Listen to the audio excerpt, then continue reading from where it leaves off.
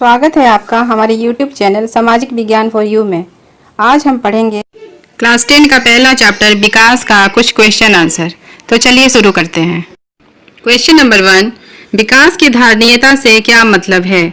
उदाहरण की मदद से समझाइए। उत्तर, विकास की धारणीयता का मतलब होता है कि हम मनुष्य प्रकृति द्वारा दिए गए संसाधनों का विवेकपूर्ण इस्तेमाल करें ताकि हम इन संसाधनों से लाभान्वित हो सके और हमारी आने वाली पीढ़ी भी इनसे वंचित न रहे। जैसे भूमिगत जल नवीकरणीय योग्य संसाधन है, इसका उपयोग इस प्रकार करें कि भावी पीढ़ी भी इससे लाभान्वित हो और उपयोग कर सके। दूसरा क्वेश्चन, एक विकासशील देश का विकसित देश के साथ तुलना के लिए दो आधारभूत मापदंड क्या है? उत्तर, एक विकासशील देश का विकसित देश के साथ तुलना के लिए दो आधारभूत मापदंड हैं, राष्ट्रीय आय, प्रति व्यक्ति आय या औसत आय। तीसरा क्वेश्चन, सार्वजनिक सुविधाएं क्या हैं? ये क्यों महत्वपूर्ण हैं? भारत में सार्वजनिक सुविधाओं के नाम लिखिए। उत्तर, सार्वजनिक सुविधाएं वो सुविधाएं हैं जो सरकार अपने नागरिकों को मुहैया करवाती है। सार्वजनिक सुविधाएं मानव जीवन को बेहतर बनाने के लिए महत्वपूर्ण है। भारत में सार्वजनिक सुविधाओं के नाम परिवहन, अस्पताल, सरकारी विद्यालय, रक्षा, पुलिस इत्यादि। चौथा क्वेश्चन, भारत को विकसित देश बनाने के लिए क्या करना चाहिए?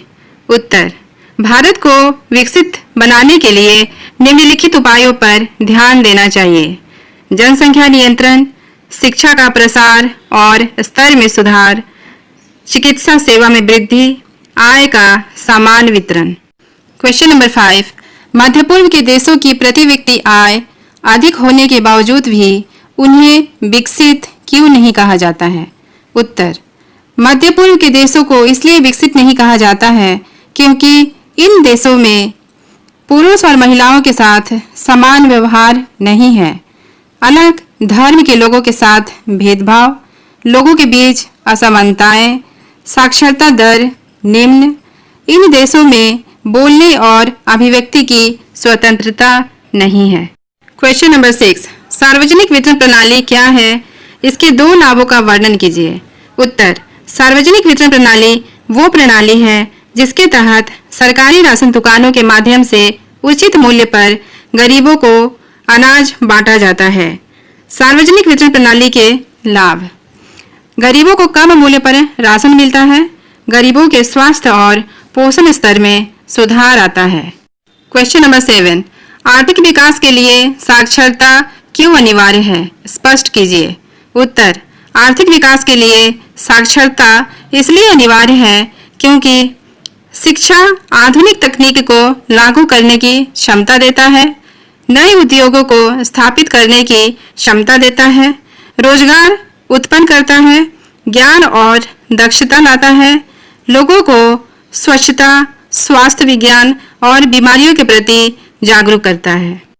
क्वेश्चन नंबर 8, विकास की किन्हीं 3 विशेषताओं का वर्णन कीजिए। उत्तर, विकास की विशेषताएं, देश के विकास के विषय में अलग अलग लोगों की धारणाएं अलग अलग हो सकती हैं। अलग अलग लोगों के विकास अलग अलग हो सकते हैं। विकास के लक्ष्य में सुरक्षा, समानता, शिक्षा और स्वास्थ्य की आकांक्षा हो सकती है।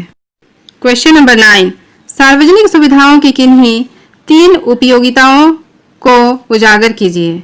उत्तर, सार्वजनिक सुविधाओं की मुख्य 3 उपयोगिता हैं, राष्ट्रीय भावना का विकास, सामूहिक उत्तरदायित्व की भावना का विकास, लोगों के लिए वस्तु और सुविधा उपलब्ध कराने का सस्ता और अच्छा तरीका। क्वेश्चन नंबर 10, विकास के लक्ष्य विभिन्न लोगों के लिए कैसे विभिन्न हो सकते हैं? उत्तर, विकास के लक्ष्य विभिन्न लोगों के लिए विभिन्न हो सकते हैं। किसी एक के लिए विकास किसी दूसरे के लिए विकास नहीं भी हो सकता है। जैसे किसी नए हाईवे का निर्माण कई लोगों के लिए विकास हो सकता है, लेकिन जिस किसान की जमीन उस हाईवे के लिए छिन गई हो उसके लिए तो वह विकास कतई भी नहीं हो सकता। वीडियो अच्छी लगे तो चैनल को लाइक कीजिए, सब्सक्राइब कीजिए और बेल आइकन को क्लिक कीजिए।